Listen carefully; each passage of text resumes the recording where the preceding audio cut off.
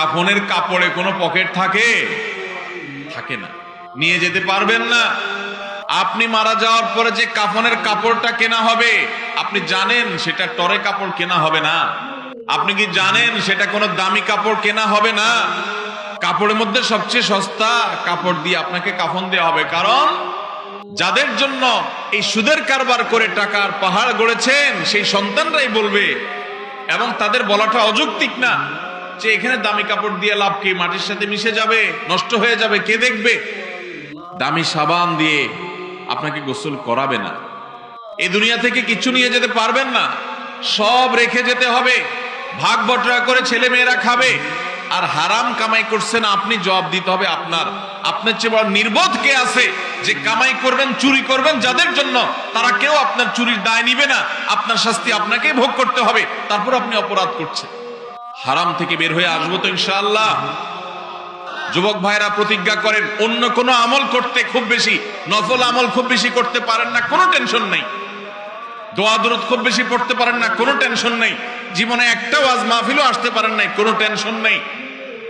প্রতিজ্ঞা করেন 5 ওয়াক্ত নামাজ ঠিক রাখবেন, রমজানে ফরজ রোজাটা পড়বেন, মেইন মূল ফরজ কাজগুলো করবেন, মূল হারাম কাজগুলোতে বেঁচে থাকবেন। আর সবচেয়ে বেশি গুরুত্ব দিয়ে উপার্জন যে হারাম আছে, এই হারাম থেকে বেঁচে থাকবেন। এটা এই যুগে কত কঠিন কাজ জানেন? এই যুগে সব সোজা, এটা সবচেয়ে কঠিন। যুবকদের জন্য দুইটা জিনিস সবচেয়ে বেশি চ্যালেঞ্জের। এক হলো এই হারাম থেকে বাঁচা, আরেকটা হলো চরিত্র রক্ষা করা, চরিত্রকে হারাম থেকে রক্ষা করা। এই দুইটা সবচেয়ে কঠিন কাজ। এই দুইটা যে ওভারকাম করবে, তার সামনে আর ইনশাআল্লাহ অন্য কোনো বাধা টিকবে না। সে সকল বাধা পেরিয়ে ইনশাআল্লাহ জান্নাত পর্যন্ত যেতে পারবে। হালাল উপার্জন করলে কি লাভ হয় জানেন? নগদে যে লাভটা হয়, নগদে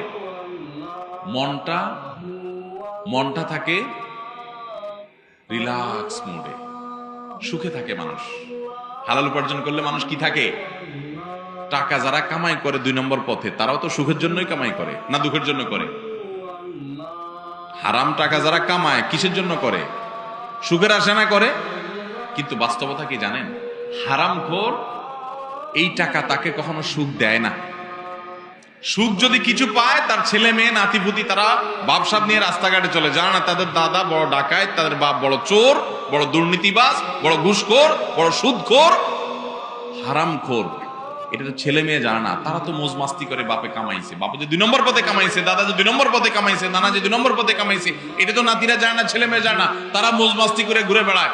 আর বুড়া নিজেরটা নিজে জানে, হায় রে, এগুলো সব তো চোরাই টাকা, এগুলো সব তো 2 নম্বর টাকা। তার ভেতরে ত্রাস শুরু হয়ে যায়, অস্থিরতা লাগে।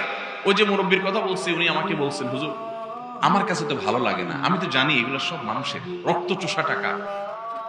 এগুলো যখন মনে উঠে আমার ভিতর থেকে, ওনাকে আল্লাহ তওবার নসিব দিয়েছেন, উনি তো ভালো মানুষ যে উনি ফিরে এসেছেন, সুযোগ পেয়েছেন মৃত্যুর আগে তওবা করার। কত কবল পড়া আছে, এই সম্বিত পর্যন্ত তার ফিরে আসে নাই, সে মৃত্যুর আগে তওবা পর্যন্ত করা নসিবে হয়। অতএব যুবক ভাইরা প্রতিজ্ঞা করেন হালাল উপার্জন করবেন, ঠিক আছে তো ইনশাআল্লাহ?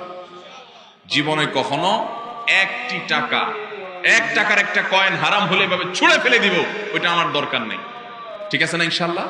এই জন্য সাহস লাগে। কিন্তু মুশকিল হলো কি জানেন? এটা বড় কঠিন কাজ। কেন কঠিন বলেন তো? এটা করলে আপনার বউটা আপনারে বলবে যে রাখো তোমার সংসার, আশেপাশে সবাই কত লাল হয়ে যাচ্ছে, নীল হয়ে যাচ্ছে, কালারফুল জীবন যাপন করছে, আর তুমি কি মিয়া 10,000 টাকা বেতন পাও, এটা দিয়া খয়রাত আনো? দেখবেন বউটাও খুব একটা রাজি না। আরে বউ তো অনেক পরের কথা, নিজের জন্মদাতা বাপটা দেখবেন খুশি না। গর্ভধারণ করছে যে মা, সে মাও দেখবেন বলবে বাবা এরকম করলে কি চলে, একটু অত ইসলাম কি মেনে পারা যায়? বলবে কি বলবে না? এই জন্য গোটা পরিবারকে ইসলামের উপর উঠাতে হবে। বিয়ে করার জন্য এমন একটা মেয়েকে জীবন সঙ্গী হিসাবে নিতে হবে যে হারাম থেকে বাঁচার জন্য প্রয়োজনে জীবন দিতে প্রস্তুত আছে, তারপরে হারাম খাবে না, হালালে তুষ্ট থাকবে। হারামখোররা অনেক চকচকা লাইফ লিড করে, আমরা দেখে মনে করি কত সুখে আছে, কিন্তু ও জানে ও নিজে একটা চোর।